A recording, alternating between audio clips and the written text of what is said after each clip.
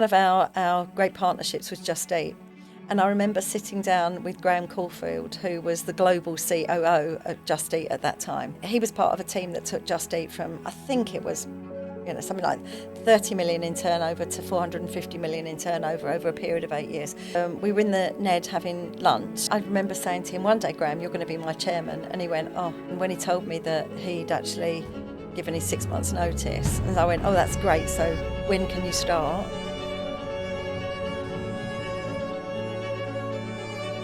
And, it was like every door was closing, every door. Really hard, can't it? Saying no to something that you've literally put your blood, sweat and tears into. And I just remember one morning waking up and going, that's it, I'm listening. Seriously, what do I need to do? Aired in January, so I can talk about it now because it's not yet been announced. I've signed the documents. And by the time we'd finished, he said, okay. And so basically, he said what we were trying to do, and these are my words, not his, so if you're listening, what you're trying to do is genius. Jamie said to me, if you can chase usage, don't chase the usage. If you get the usage, if you get the data, basically had to close down the business, lost an awful lot of money. It was a really stressful time. I said I was never going to get involved in business again. That was it. I'm never going to employ anyone again. I'm just not going to do it. It's not for the faint-hearted, and it's hard. It's hard. And over the last couple of years, got to know the wonderful Louise Hill from Go Henry. Well, by the time we'd finished coffee, it was like I was hooked. It was like, I know the problem. You hear the teachers saying, oh my God, I never thought I'd ever see Aidan pick up a book. Recordings of children which, start, one, not wanting to read and not being able to read, and then 6-8 weeks later you can hear fluent readers. It's, honestly, it's what I live for.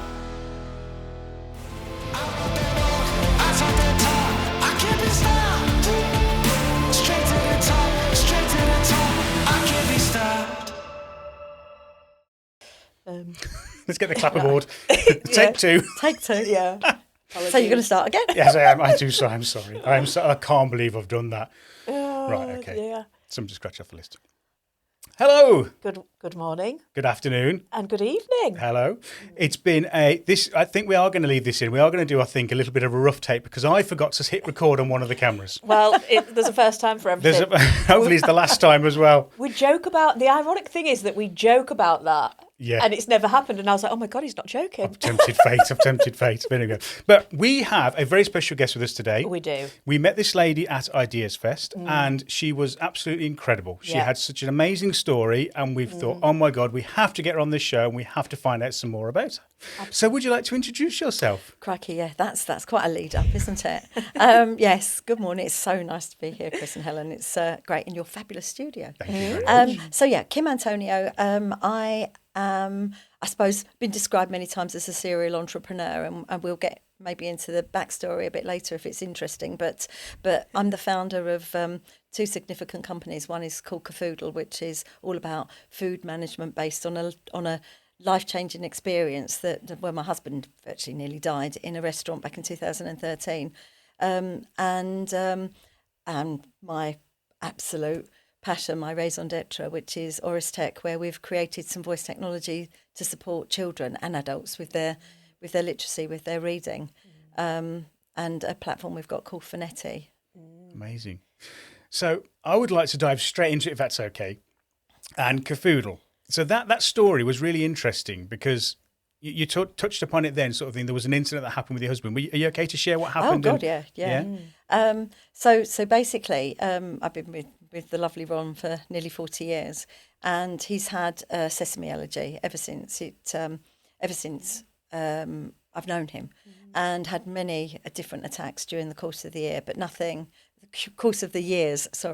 as significant as he did in 2013. We were in Mykonos for a family wedding, actually our nephew's wedding, and it was a couple of days after the wedding. We were in this great big restaurant, and there were, I think, about 26 of us all having this great big meze. We're in, as I say, Mykonos, and Ron's Greek, my husband's Greek, and we're always very careful, and his brother is always really careful. He's very protective of Ron, and so Nick said to the Greek waiter in Greek, "Can I make you aware my brother's got a very serious allergy?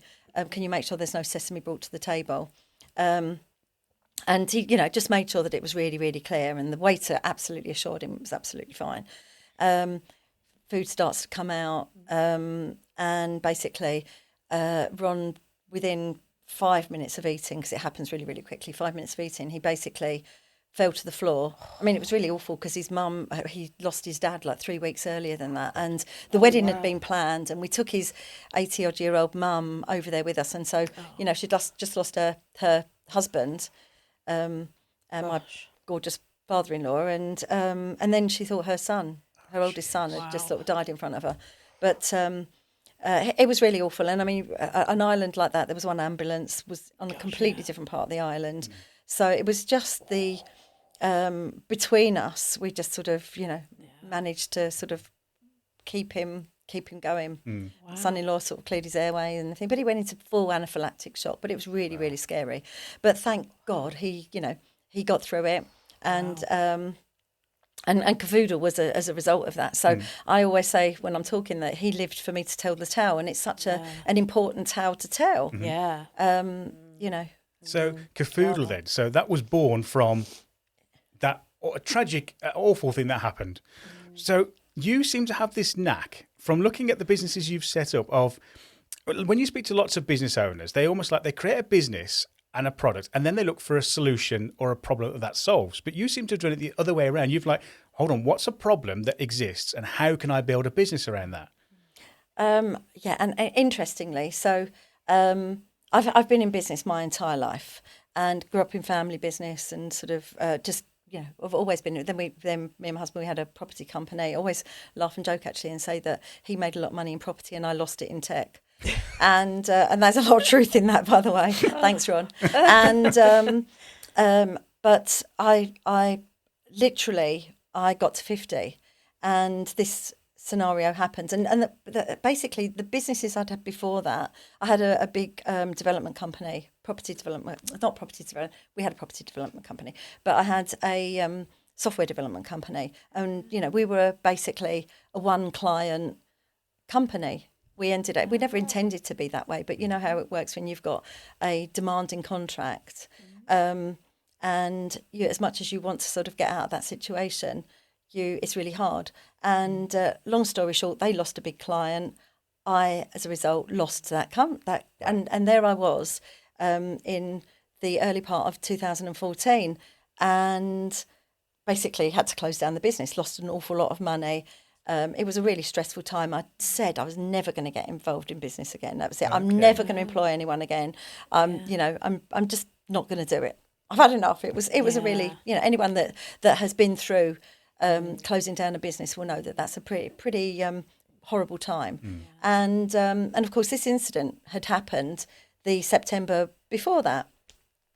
And then a business friend of mine, a fabulous guy called Peter Wilson, basically gave me a call on my mobile a day or two after I'd closed down the office to say, I've just been to your office and there's no one there.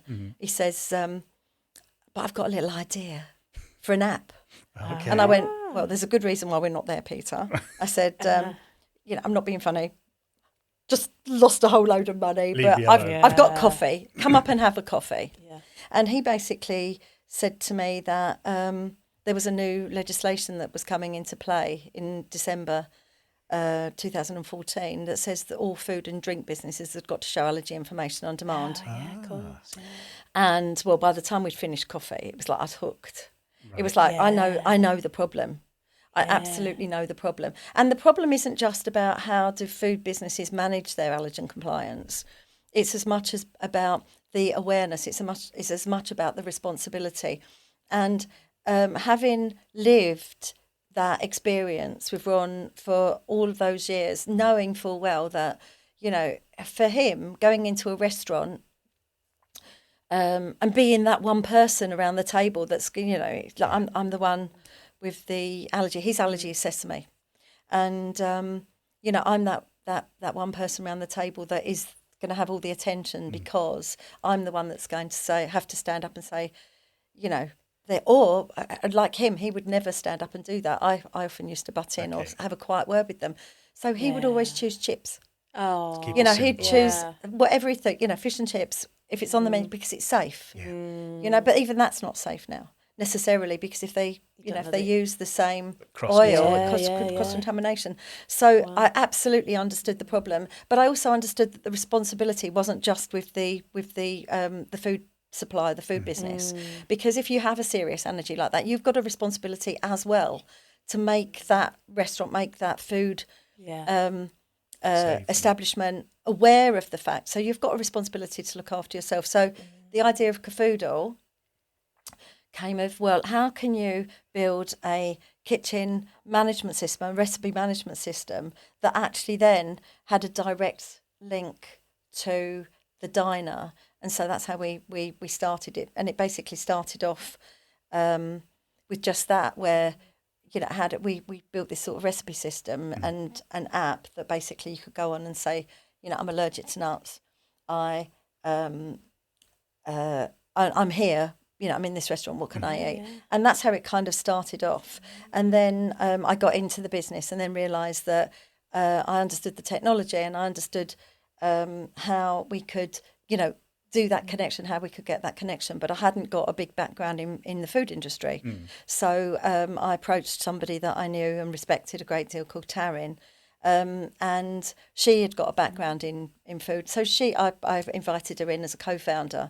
And that was great, because you'd got this fabulous connection then of me with tech and product and her with the understanding of restaurants and we were able to then really grow that. So that little idea of an app from that one random conversation with Peter led into a full-blown recipe management system. And then Taryn brought into the mix all personalised dining, and so between us we built this great thing, which I'm really, really proud of, because it's still probably the leading recipe management. I mean, we went beyond allergies into nutrition, into provenance, into food costings and menu management, and then into personalised dining. So in care homes, for example. Wow. If you've got somebody with dysphagia, they've got to eat things in certain textures and everything, you could kind of, and different people on different medication and different points in their life and in their health, you'd say, well, okay, I'm here, I'm on this medication, I am, I've got these conditions, what can I eat that's in the kitchen right now that's safe for me? Amazing. So we're super proud for that. Yeah. Just a warning, I talk for England, so you Oh, might no, need I to like it. you might need to tap me on the shoulder every now and again and I've got a say long enough. stick. Yeah, no, you need like the it, long like- stick. You need the long Do stick. you believe in timing then? Because that was almost like, so that happened to Ron. 2 and days then, off. And then 2 days, and then that knock on the door, and then this legislation. Do you believe in timing? No, I believe in the universe. Yeah. A massive believer in the universe. And it was so funny because the previous business that I told you I ended up losing. And by the way, I'm still the best of friends with the owner of the business that actually caused me to lose my business. okay. Oh, wow. Yeah. And adore her. And whenever I see her, it's like, Katrina, thank you so much for resigning us, because it's the best thing that ever happened to me. Right. Yeah. In terms, and I would never have gone off and done my own things if that thing. So, life and business, universe. And I had, in that stage, I was really trying to keep it together, sort of putting in as much money and as I could, just to kind of keep the team together, knowing we didn't have the client. And it was like every door was closing. Yeah. Every door. Yeah. And I just remember one morning waking up and going, that's it, I'm listening. Right. Yeah. Seriously, what do I need to do? And the message was like, finish. Wow. And then, my mind was open. Yeah. To- I think that can be really hard, can't it? Saying no to something that you've literally God. put your blood, sweat and tears into. Most powerful word. Yeah, it's something we've started to do with certain customers, isn't it? So if they don't, we've done a lot of work recently on working out who like the ideal customer is for us, and if that customer distracts us from what we're trying to achieve, actually it's hard to say no sometimes, because there's some money on the table. Like the natural reaction is, but I'm going to turn away a job there, and sometimes it's like you say more powerful to say no than it is to say yes. Yeah. And you learn so much from things that go wrong. And, when we were younger, I'd be like, when we closed our first business, I don't know, 15 years ago, I was so embarrassed.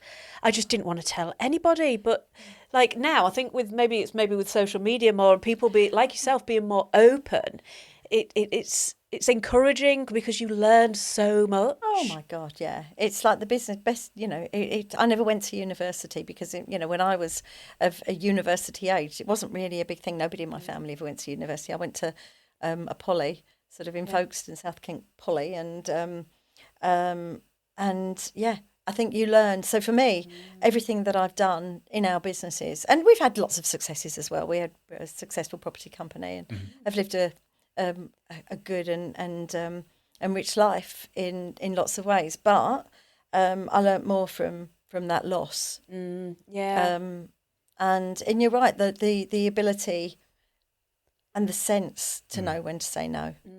Yeah. And you sort of get this gut feeling, so don't you, as well, sometimes, that you sort of can identify when something doesn't seem right, and And that's one of the biggest things I've learned, is trust your gut instinct. Yeah.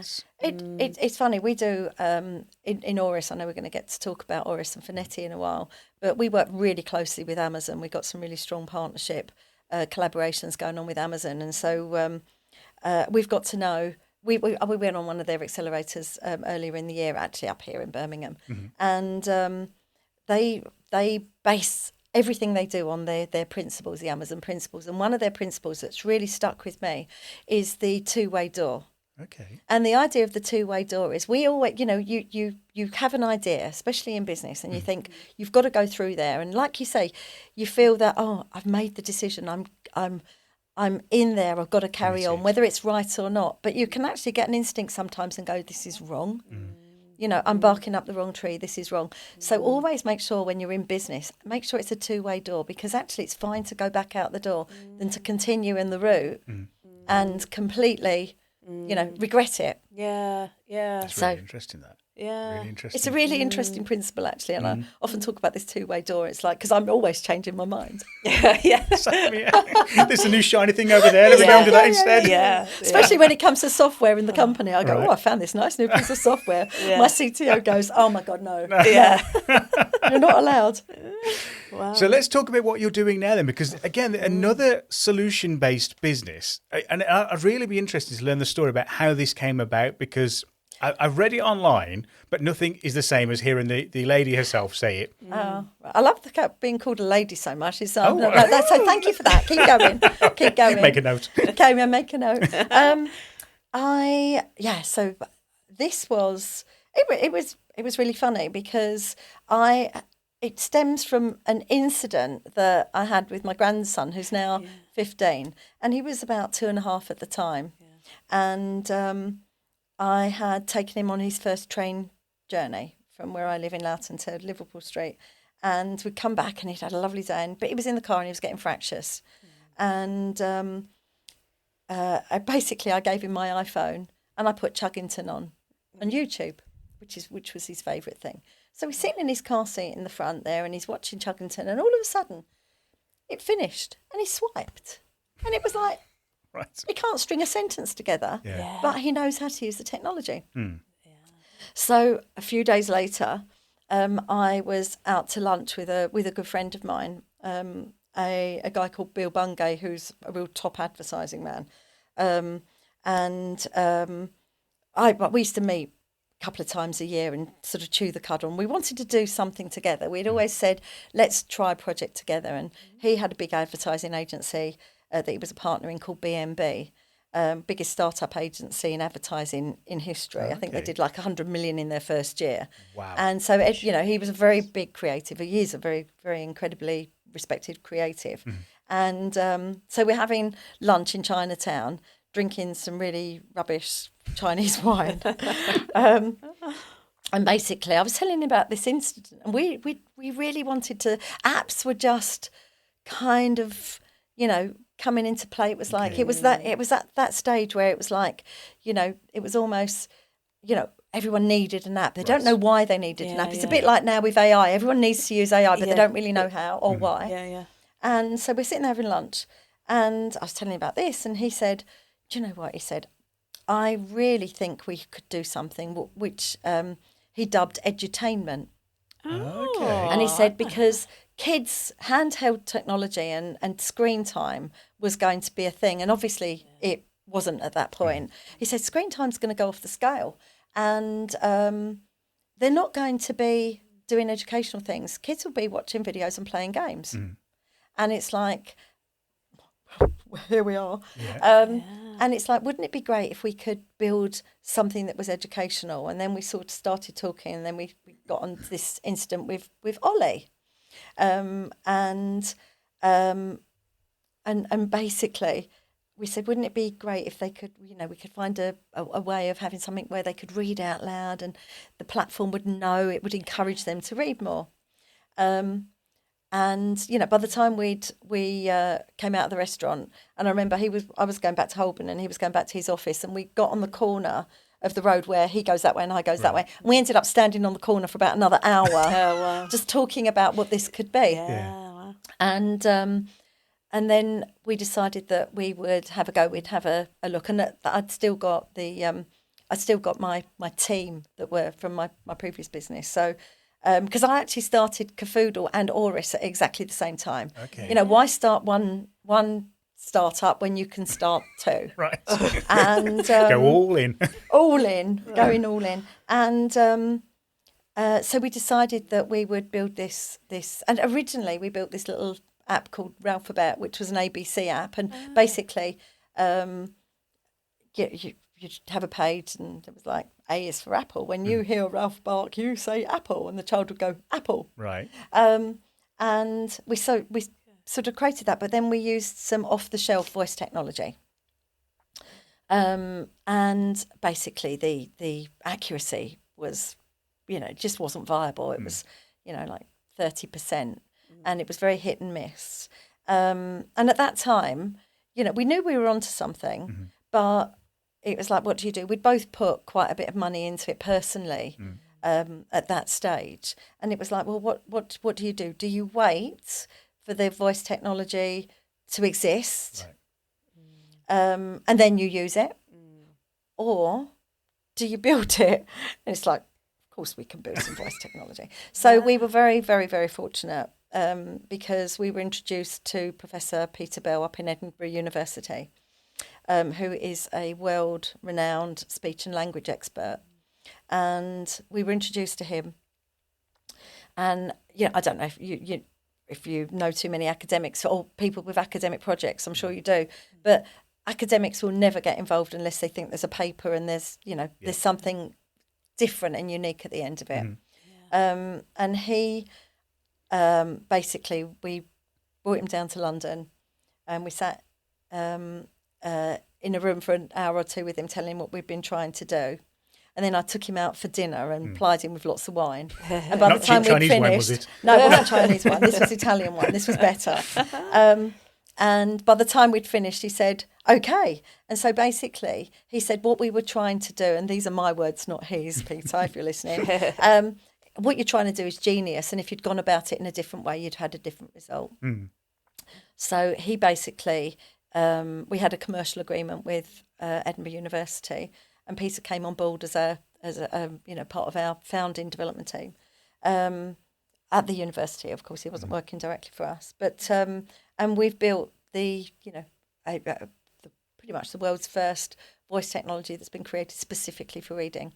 So and that's completely different to the likes of Alexa and Siri and those voice technologies that we're used to using in day-to-day life. Incredible. And it took a long time. Yeah. It took a really long time. That's a huge achievement. Yeah. It's massive, isn't it? Yeah. That is That absolutely. is And I massive. love the fact that you've gone and you've seen there's a problem and I want to do this and I can't do it yet because the technology doesn't exist. And so for a lot of people, that's I'll just wait then, or that's no idea. But you've gone, no, hold on. I will make the technology and I will do it. And I love that about entrepreneurship. Like, there's a wall. I mean, we get this every day, don't we? People build walls sometimes faster than we can knock them down. But somebody builds the wall, and our first thing is, well, hold on. I'm either going to go around it, over it, under it, or through it. Yeah. And I'm getting past it. And I love that. And it was really interesting because it took us a long time. I think that back at that point, so apart from building the actual algorithms and building the technology, we had to collect, because this hadn't been done before, we needed to collect a lot of voice recordings. Okay. So we literally, I had a team that spent a year going all around the UK, trains, planes, automobiles, the whole lot. Wow. And literally going into schools, recording children reading. And back in those days, it literally was, you had the child reading from an iPad at the right sort of distance away from where they would be. And then we would be recording it on GarageBand on the Mac. Oh gosh. And so it took us a year, and we got, at the time it was huge, right? We got 35 pure hours of reading, children's reading minutes, which was all we needed really to build our platform. But it took us a year to get it, and it cost us a fortune with all of the travel, because and this was one of the really big things with the voice technology. You've got to have that training data. And so we did that, and we realised it was unique. We started the patent process really early on. And we've been fortunate enough to secure multiple patents for different regions for the area of technology, the speech technology that we're in. And but there are many interesting things around that. But you asked originally about understanding a problem. So it was, the catalyst was Ollie, who hates me telling this story, by the way. So if Ollie's listening, I'm sorry about that, love, but I'm going to. The catalyst was Ollie back there, and he was most of our training data as well was based on. We've got a whole group of voice recording data that's called the Ollie data, because he grew up with this and sort of learnt to read with it as well. But we got into it, and then I suddenly realised that the problem we were solving was all around sort of, reading engagement and reading confidence. And then my children, our two youngest children, are heavily dyslexic. And so we were fortunate enough to put them into a small private school. So they went to a private school, and then once a week we'd take them out of that school to put them into another private lessons for dyslexia lessons. Right. And reading aloud for them was a massive problem. And they overcome it in different ways. Victoria, who actually works for us, she works in the business and has done for about 8 years. She did lots of drama, and she did like drama exams and everything, and that's what gave her the confidence. But reading aloud was always a massive struggle. And Seth, our son, he still basically struggles with his reading. And I mean, he's 38, she's 43. And so although I didn't set out to solve the problem, as soon as I got into it, it was like, oh my God, I really know the problem. I've lived it my whole adult life. So it was almost back to universe. It was almost like I was, nobody had to explain to me the power of reading aloud and the problems when you don't. Incredible. I love that. So what was it like then, running two businesses? Because most people struggle with one, and you're how do you split your time and resources and your mindset? How do you manage that? Well, that's a good question, because there were lots of times. So when we first started, we put a lot of time into Cafoodle, and we sort of, I'm going to say, played around a little bit with the speech technology. And we sort of got that. So for the first couple of years of that time, it was really all about Cafoodle. And then once we'd got the university involved, then to a large degree, it was all about the tech. And although, we'd got the roadmap, we'd got the plan and everything. So there was time for both of them. But I did get to a point after about 5 years, actually, where it was great, because Taryn then took over the role of CEO for for Cafoodle, of course, beg your pardon. And I brought in a lady called Lara to be the CEO of Auris, because I knew that I was really good at breaking through those walls. I'm really good at opening doors, partnerships, creativity, product, and all of that. But I didn't, I couldn't be the CEO of both businesses, and it wasn't right for me to be so. So as I say, Taryn was doing a great job there. So I got to about 2018, I think it was, and I was having a great time because we'd got these two people responsible for running the businesses, and I was responsible for sort of, opening doors, bringing in partnerships, working with, all of this business development stuff, which is, the space in which I thrive. So, there were, in answer to your original question, which was how do you do that? There are times when you need to be more in doing with one thing than the other. And then that was for me the solution. Yeah. And then, bless her, so Lara, who came into the business, she was an American, and she basically was introduced to us. She had got the most incredible MBA that she'd got in Lausanne in Switzerland, so well qualified. She's a lawyer by background, and it was like, this is the perfect person to bring in. And she was in the business for a couple of years. And this was up to 2019, just before we kind of went into the COVID years. Yeah. But what happened there was we broke her. Okay. We absolutely broke her. The business broke her because, and one of the things that I've learned, and, I love Laura. She's like she's gone back to America. And, but from a mental health point of view, she was burnt out because running a business is really, really hard. Yeah. And I think that you can't be trained to be an entrepreneur. You can be trained to be a really good business leader and a really good business manager. But I think if you haven't got that brave, you've got to be really brave and to be in business, and you've got to have that there's that something that's in your gut that you can't learn, and so that was a big lesson for me. And it was at that point when I had to choose a side, and my board said to me, well, obviously you're stepping as interim, and it was like, well, of course. And then it was like,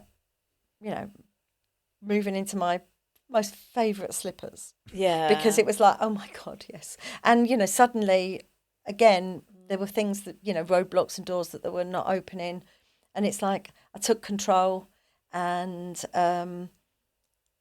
we just then started to just moved with great velocity. Yeah. But it's a lesson, and I mean, Lara is back in America, and she's doing so well. She's got the most amazing job in a university, and it suits her so well. And I learned so much from her, But it's not for everybody. Running a business, you've got to have that. Yeah. Yeah, we talk about this a lot, don't we? That you can be a great, like you say, business leader and a business manager, but for me, those people always have somebody else to turn to for help and support. And as an entrepreneur, you although you haven't got all the answers, you kind of have to have the answers or figure out a way to get the answers. And I think there's this, there's almost like this thing that's burning inside of you that almost, I don't know, like I'm meant to create something great and big and world-changing or something. And for me, the best definition is, like I said, the brick wall one really, is that people will build brick walls faster than you can knock them down. But you skip back up again, you pick that sledgehammer, and as tired and as angry and as all those emotions you are, you keep bashing through until one day you break through. And it's like, well, actually, I don't know if you do ever break through, but, but you keep going. Yeah, I think, drive, I'm very, very, very driven with what we do. And I think that I've just got blind faith in the fact that what we're doing is changing lives, and it's it's working, and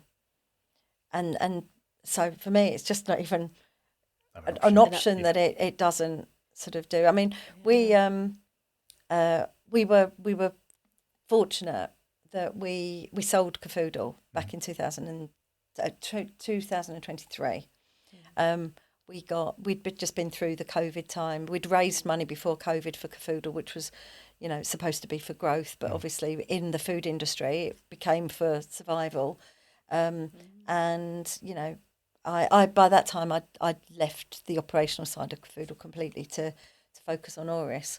And we got an offer from 365 Retail, which were a big American PE-backed food management company, and it was the right time. And actually, I think in business, there's a time to work, there's a time to push, there's a time to drive, and then there's a time to let go. And recognizing when that time is a really important factor. I know lots of people that have kind of hung on to business because they think, another year and it'll be worth a lot more money, or this and that, and when the times passes, I know people that have said, we're going to sell for millions, and then ended up closing the business and losing everything. So it's all about if it feels right, and it's also about Cafoodle was ready for something bigger. It needed to be scaled, and so it was the right thing for the technology, which is thriving still. Yeah, very proud to be part of. Amazing. Yeah, Absolutely incredible. Does it feel like you're letting go of like a family member when you let go? Everyone asks that. It's like, I know. But you remember when your kids get to a certain age and you really want them to go? It's like, no, it wasn't like that. It wasn't like that at all. No, I'm so proud. But, it's a bit like, you put them through really good education, or as best as you can, and you get them to a point where it's like you can really grow on your own now. And then that they've got their life to grow. And you can watch from the sidelines and enjoy that growth. The proud parent moment. Yeah. So you have had some massively incredible people along on your journey, right? I mean, there's a person that I'll let you introduce them that came on board, and what I'm trying to get to is, how do you get these people on board, right? I mean, you must have this amazing, maybe I'm preempting, but black book, but also this storytelling ability. I mean, you said you sat down with this gentleman who was your friend, the advertising agency gentleman, the 100 million turnover in the first year. I mean, these are crazy numbers. And then all of a sudden it's like, let's do it. And then you've got this Edinburgh professor's like, let's do it. And then you've got this person you're going to introduce in a minute. How do you even structure that and begin that? And are you putting things in their drinks to make them, what's happening? What's that? I want some of that secret sauce. Pretty much. So I know what you're talking about. So basically, back in the Cafoodle days, one of our great partnerships was Just Eat. And I remember sitting down with Graham Caulfield, who was the global COO at Just Eat at that time. And this was before they sold to takeaway.com. And we were in the Ned having lunch. And you gather a lot of this goes over food, lots of conversation over food and wine. Yeah. But we're having, and I remember Graham, I mean, he was part of a team that took Just Eat from, I think it was, something like 30 million in turnover to 450 million in turnover over a period of 8 years. And he was tired. Yeah. He was like, this is like, I'm working like a lot of corporates. He was working ridiculous hours. And he was just like, quite burnt out. And I said to him, because I'd got Auris in the background and what we're doing. And, we'll talk in a minute, I hope, about Fonetti and what Fonetti does and how we're, working with children and changing lives in that. But I remember saying to him, one day, Graham, you're going to be my chairman. And he went, he said, to think that I would have that time. He said, but, one day I want to wake up knowing I'm doing some good in the world. And at that time, they were just going through the process of selling to takeaway.com. And we kept in touch and would sort of meet for lunch every, 6 months or so. And then when he told me that he'd actually given his 6 months notice, and I went, that's great. So when can you start? Yeah. And he went, okay. Wow. So basically, and it was just as we went into COVID. And so we were having, he was amazing because we were having weekly Wednesday morning calls where he was really helping mentor, support, coach me and just, challenge me through that, difficult time. And he was phenomenal. He did a great deal for me. But I think when you're really passionate about something, and I tend to be quite passionate about what I do, you know, people, it's quite infectious for other people. And I'm amazed at how many people, I mean, look at you people, you met at Ideas Fest and I'm here. You know, I'm amazed at how many people think, oh, she's worth talking to. Yeah. Or, you know, it does, I I don't know, but fantastic story. Yeah, we were really drawn in, weren't we? 100%. I think when you're open and honest and like are really making a change and you can see the passion, it is very telling, isn't it? But we got some really big news, and of course, you know, you know, this is obviously going to be aired in January, so I can talk about it now because it's not yet been announced. I've signed the documents. It's not yet been announced, but so Graham actually, so you know, with chair, you know, with like a chairman, there's got to be a kind of a time limit to it, because otherwise, you know, you've got to have that sort of, you know, different point of view, this different freshness and everything. And Graham was amazing for us in that point when we were getting ready to start to grow, and it was brilliant. But he wanted to get involved in other things and everything. So Graham, we parted company. I mean, I love him dearly. He's a great friend, and I still do pick up the phone occasionally and say, Graham, can we have a chat? Can I have a consult? Yeah. And so we've been chairmanless for the last year or so, which is absolutely fine. But I have, over the last couple of years, got to know the wonderful Louise Hill from Go Henry really well. And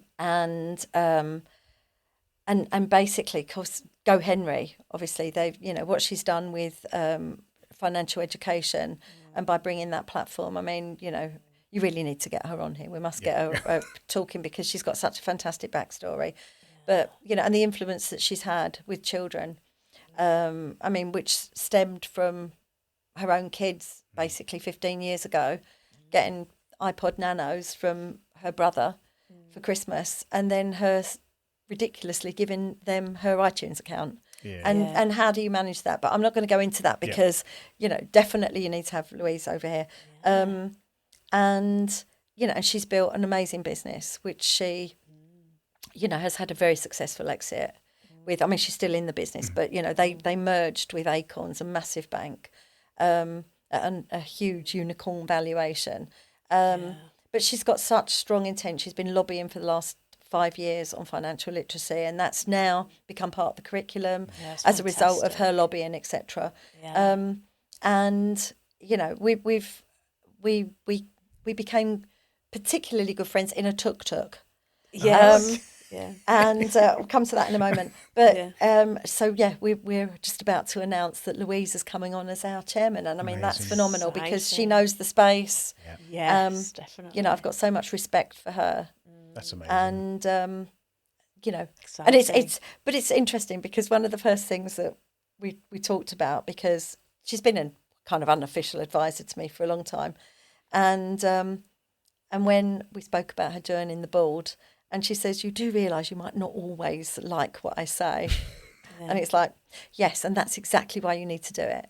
That's it. You know, that's exactly why I need you, because you know, you know, a chairman is there to support, but it's also there to challenge. And 100%. Yeah. So I love it. Brilliant. Absolutely. But can I just tell you about the tuk-tuks? Yes, please, because that sounds like it. How would you even start those? I met in a tuk-tuk. I mean, that's a story. Didn't meet in a tuk-tuk. Oh, okay. No. But so I've known Louise for a couple of years through business, very fleetingly. But about a year and a half ago, an idea was formed by the wonderful Emma Sale and Francesca James. Francesca is the founder of Ideas Fest, and the Great British Entrepreneurs, etc. And of course, Emma's Killing Kittens, and they had this idea that, because Emma created a charity called the Sisterhood about 15 years ago, where she has been doing extreme sports with women and crazy things with women to raise women for women charities. Again, another fantastic person to sort of have a chat with her backstory and why she set that up. I think somebody, you know, in a conversation, you know, men can do this, they can do dragon boating, they can do all of this. And it's like, well, so can women. so they came up with this idea. We were at Elite Business Live, which is a something I support. I'm an ambassador for Elite Business awards event, and there was this like conversation that went along. Wouldn't it be great to take more wine? By the way, was consumed at this point. Quite a lot of wine at this time. There's a theme here. Wouldn't it be interesting to take a whole group of women entrepreneurs to India? Amazing. To race, but you can't say race, rally, because you can't say race because of the insurance. We didn't race. We took it slow and steady. Interesting. Wouldn't it be great to take 50 plus women to India to drive tuk-tuks from Chennai to Goa? And then, basically Emma and Fran said to me, "You'll obviously come, won't you, Kim? You've been to India a few times." Yeah. Because we've done some pilots over there. You'll do that, won't you? And it's like, okay. Wow. Yes, of course I will. And so literally that's what we did back in March of this year. 54 of us flew to Chennai and we drove auto rickshaws. A lot of people have said, "Oh, that was a lot of cycling."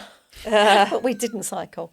We drove them 1,200 kilometres from the east to the west of India over 7 days. And that was life-changing for everybody. Really? Because, you're sharing a room Yeah. with strangers that aren't strangers after a very short while. Yeah. You're driving, and driving a tuk-tuk is, I don't know if you've been to India, but it is I'd love pretty to. scary to drive Seen some of there. the TV shows. Yeah, it's Yeah. pretty scary. And, Yeah. there was 3 of us in each tuk-tuk.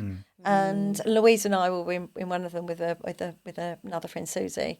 And basically it takes 3 women to drive a tuk-tuk. One of them behind the steering wheel, which, by the way, isn't a steering wheel. It's like a motorbike handle. Oh, okay. One of them steering, and then you've got one in the back telling you where to go, and the other one telling you what to mind the potholes, and mind that bus, and mind that cow, Right. and everything. So, but we did. It took us 7 days to drive across. It was the most extraordinary thing to do. Yeah. We all got halfway through it, and it was hard and it was challenging, and we all turned into our 15-year-old selves. Yeah. Oh, I love it. Like I love it. halfway through it was like, "I don't want to be your friend." It's like, "You've been doing too much driving. I want to do more driving." It was like horrendous halfway through it, and it was like, "Oh dear." And then there was one point, because there was like 3 of us in a room, the hotel rooms, Right. and there was one point we got halfway through it, and we'd all secretly been looking to see if there were spare rooms in the hotel. Oh, really? Because it was like, we all need our own Just space. yeah. And I was thinking, oh, how do I mention this to Louise and Susie? And they'd been doing the same thing. Oh, that's hilarious. And it was like, that's it, let's all have some time out. Yeah, It's yeah. like 15-year-old selves. Yeah. But friendships were made. Yeah. Lives were changed. We've raised £150,000 as part of the sisterhood. Amazing, For that, yeah. we've got a classroom being built. Fantastic. I mean, it's That is so incredible. Yeah. I mean, if there's ever Yeah. opportunity for a man to be there, even if he's filming or something, I'm there. Honestly, count me in. I mean, I saw pictures on it Yeah. a few It's months mad. back, and it looks such an incredible experience. It Next was. level. It Yeah. was. But it was incredible. It really was. But Yeah. so I know the original question was about bringing people on board. I Yeah. think, Louise, again, very aligned with her views, and for her, so her continuing to lobby for financial literacy and support that, me with reading literacy, it's a match made in heaven in Yeah. lots of ways. We're similar age, we've got, you get to a point in your life, and I think we're both at this, where business is one thing. You've got to make money to do good. You've got to make money to keep the wheels rolling and everything. But at the end of the day, it's about the legacy. It's about the impact. It's about what you leave behind. Because, when you die, nobody says they care about how much money you've got in the bank, or what car you drove or anything like that. It's like, how did you impact a life? Yeah. Yeah. I love that. So what would your tip be then? So if somebody was looking to get somebody on board or have a conversation with somebody, it was like, in this world that you're talking about, like hugely successful, how would you, what information, or how would you say is the best way to approach that conversation to take them for dinner. Not cheap Chinese wine, obviously. We're going to have a high-end Italian wine. Do you know? I think people, you'll be surprised at how many people, when you reach out to people, obviously you don't just go up to a random person and say, oh, by the way, I really want you to do that. Once you get to know people, people like to be asked. And I think people are often, it's not even whether it's just whether them coming into your business, but sometimes it's about you just want some really good advice or a steer or a recommendation or an introduction. You know, I mean, in the olden days, we all think that our network was our most valuable thing to keep close to our chest. Well, actually, the only value in our network is if we can share it. Yeah. That's a lovely way to... Yeah, because I've always been... my first job I worked for, I was really fortunate I get to work with the directors really closely of this really big, successful business. And they were always, though, about you keep information to yourself. So you never share anything. You don't ask anyone. And that's what I learned. I was there for about 8 years. And so I took that through pretty much all my working life until probably only about 18 months ago, actually, 2 years ago, when I started thinking, this is wrong. I'm in isolation here. I'm sort of gleaming information from everybody else, but I'm not sharing anything back. And no wonder people don't want to talk to me anymore, because like they just think I'm just taking them for things.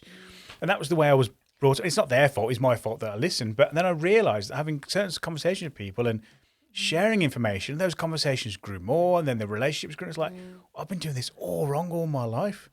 That kind of is a real big driver for me. So we've spoken about what we've built, this voice technology and everything, but we've not spoken about the problem. We've not spoken about what we're actually doing. Yeah. So to give you some context, 25% of all children leave primary school unable to read to the level that they need to continue their education, right? That's a quarter of all children are not prepared for secondary school. I mean, it's shocking. And then you bring into that, you know, the other elements. You've got dyslexia, you've got the different sort of, you know, learning disabilities, and you've got, you know, all these other big factors. And you've got English, where English is an additional language. Right. You know, so reading is a problem. And, you know, people like the National Literacy Trust have been talking for a long time about reading engagement is at an all-time low. Kids just not interested.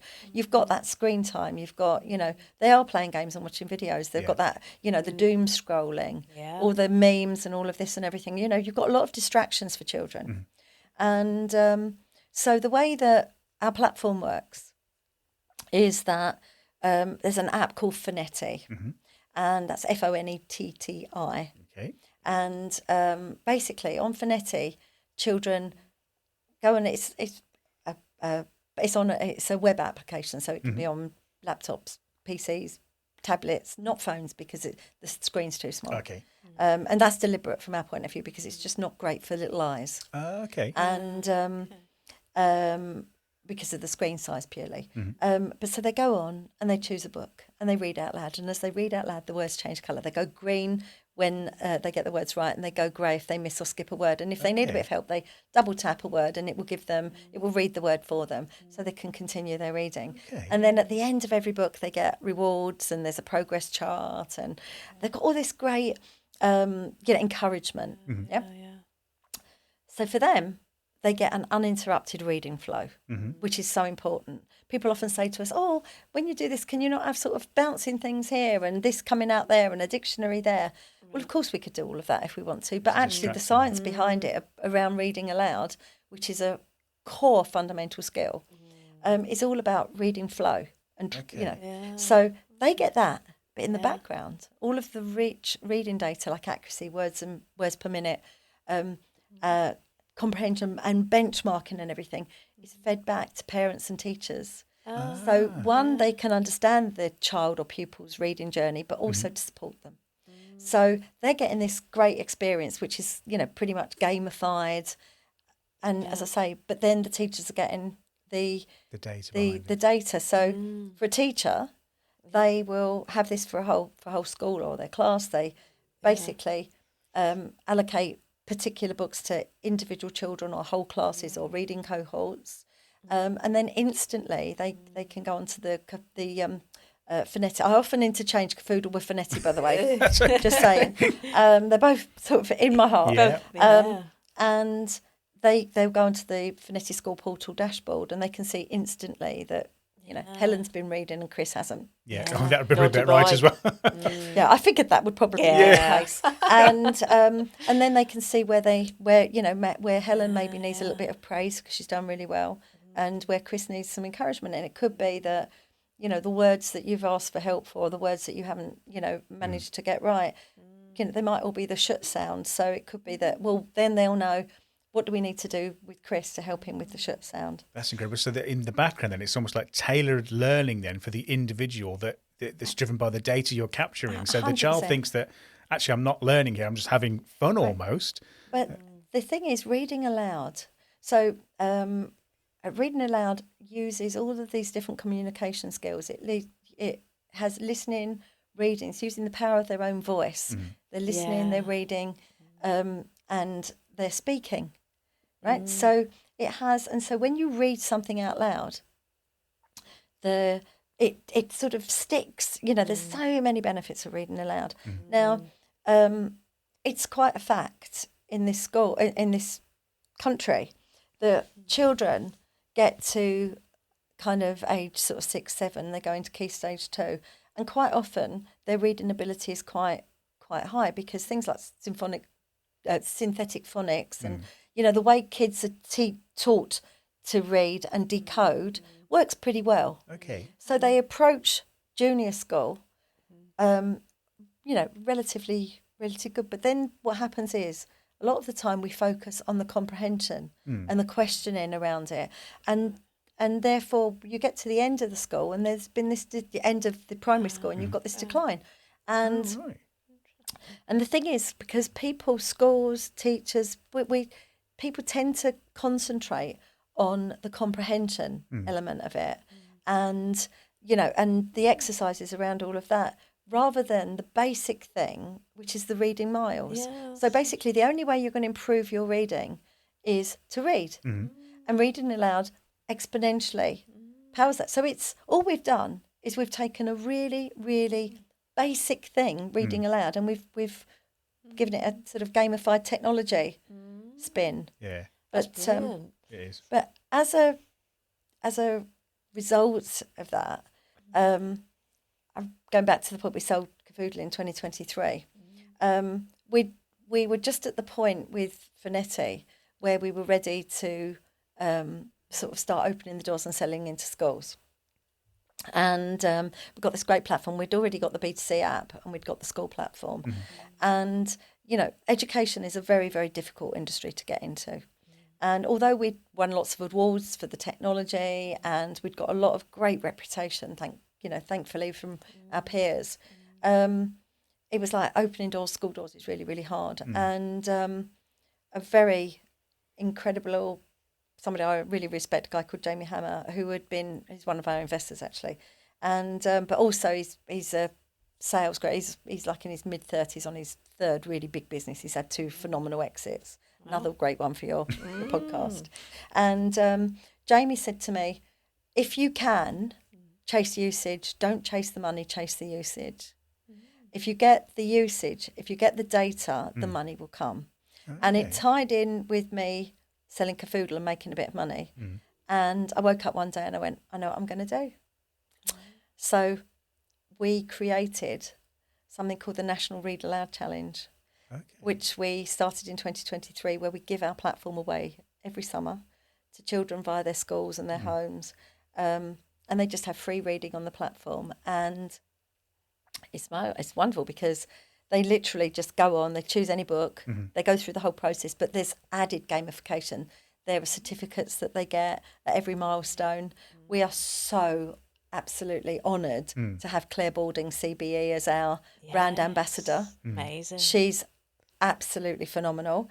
And she really gets it. I mean, Claire said to me when we first got involved with her, she was one of our very early stage investors, a really very early stage. So she sort of saw something in us, which was amazing. And she basically said, look, I always wanted to be involved in a technology that's got the ability to change the world. And I think that this is that technology. And she's been a phenomenal support to us. So they get certificates, they get messages from Claire. But then there's leaderboards. Okay. And Yeah. so the way that it works, that schools sign up, they get a personalised web page with customised assets to send to parents. Parents then get the kids reading. The kids are motivated by all of that we've just spoken about. Yeah. But then, of course, there's the leaderboards. Because the children are attached to their schools, you've got schools competing against each other. Yeah, but and you've got kids all over the whole of the UK, Yeah. right? Nice.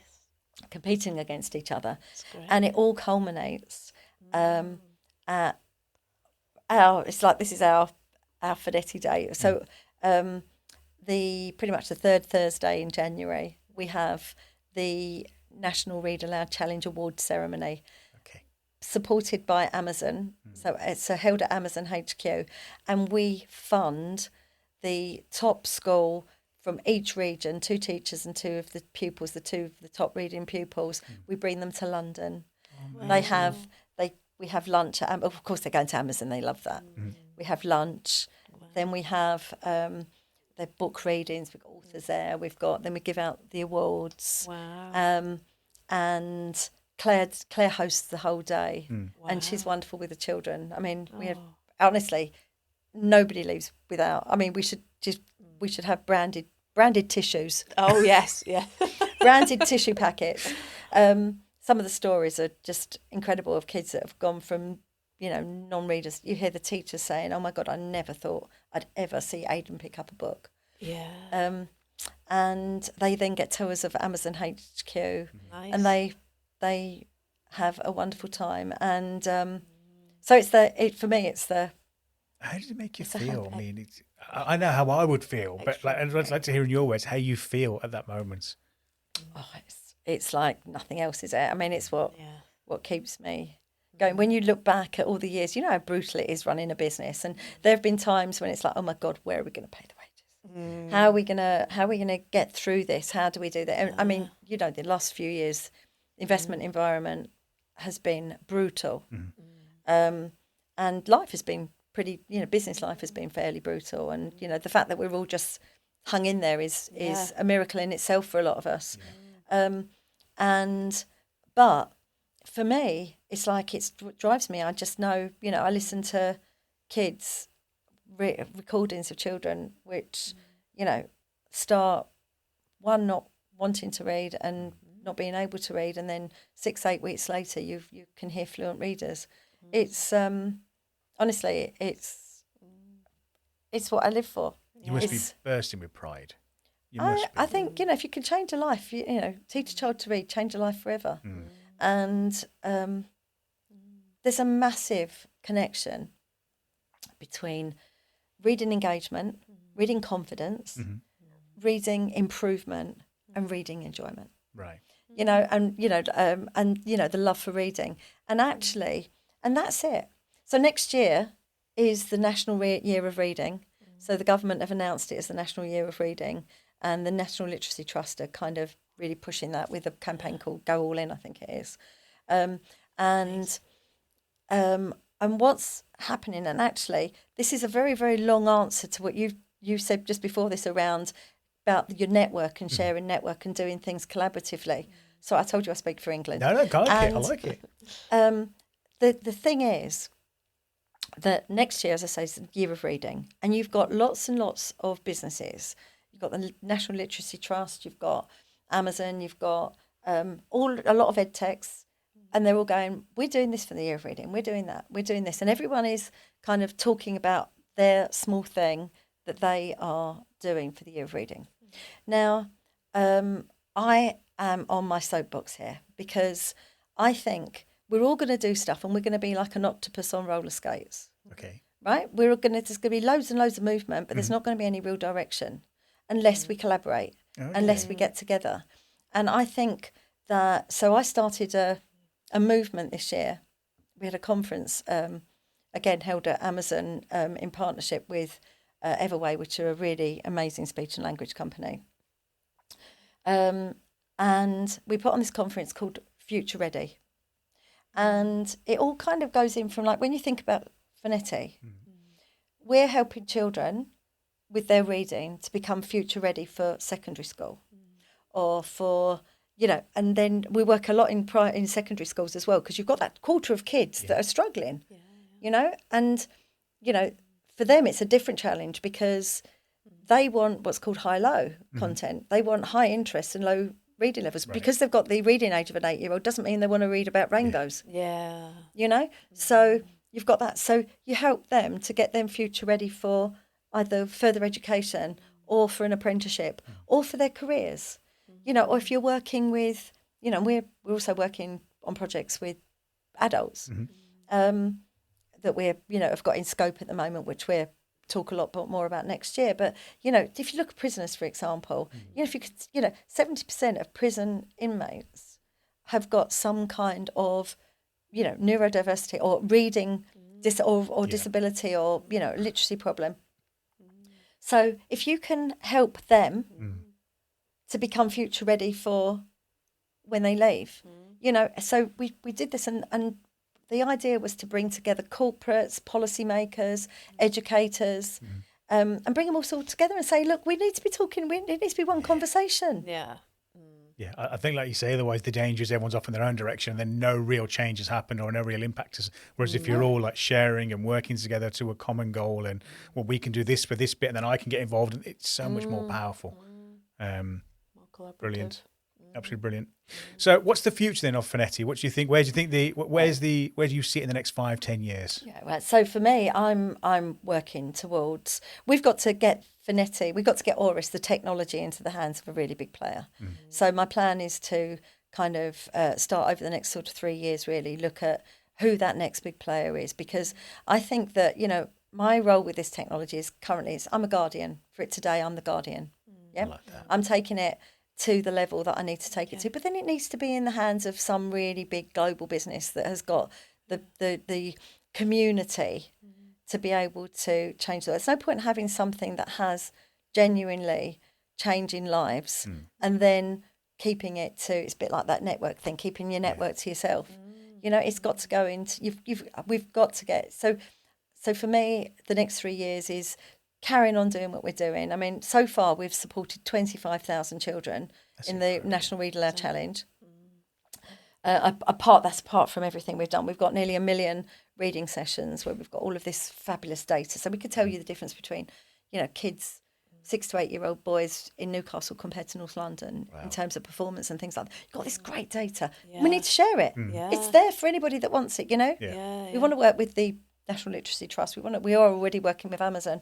And, it's like, if there is any organisation that can use that intel, they need to have it. Yeah.